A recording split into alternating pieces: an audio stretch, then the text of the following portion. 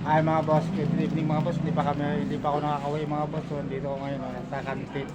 Siya yung inuutangan ko mga boss. So, yan. Yan mga boss. Yan. Dito yung tropa mga boss. Yan.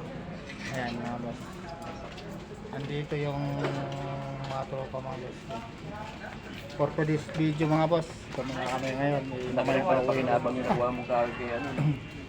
Eh, nandun ano. Ginagamit doon na. Medyo napatagay kami ngayon mga boss eh. Ano lang naman to, 2 buti lang. Ayan o. Yan yung inuutahan ko rito mga boss, kantin. Ayan. Shoutout pala kay Ate May. Ayan, inuutahan ko mga boss. Bait niyan. Binibigyan ako niya ng 5 kanin. Ayan mga boss. Shoutout kay Ate May. Hello Ate May. Ayan mga boss. Mag-ano lang ako mga boss. Kasama ko mga boss. Mamaya na ako makakawin nito mga boss. Malayo pa yung ugat ko, binangunan pa. Samantalang dito ako sa Kainta ngayon. Ayan, kasama namin mga boss. Ayan. Ayan. Tatay. Ayan. Kantin to inuutangan ko. Dito kami pumiso sa kantin niya. Ayan. Kasama namin ngayon. Ayan. Tapos maglaklas. Hindi grabe ka naman. Laklak talaga. Hello! Sino ba yung... Ano ba kukuha ko? Ha?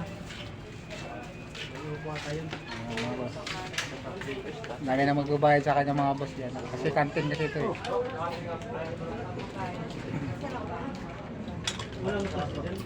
Wala so.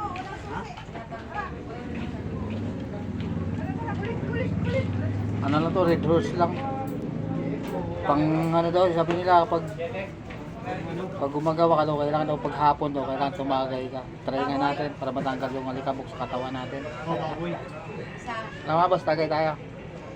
85 Kaya nga, ang bali upo, isda, baboy.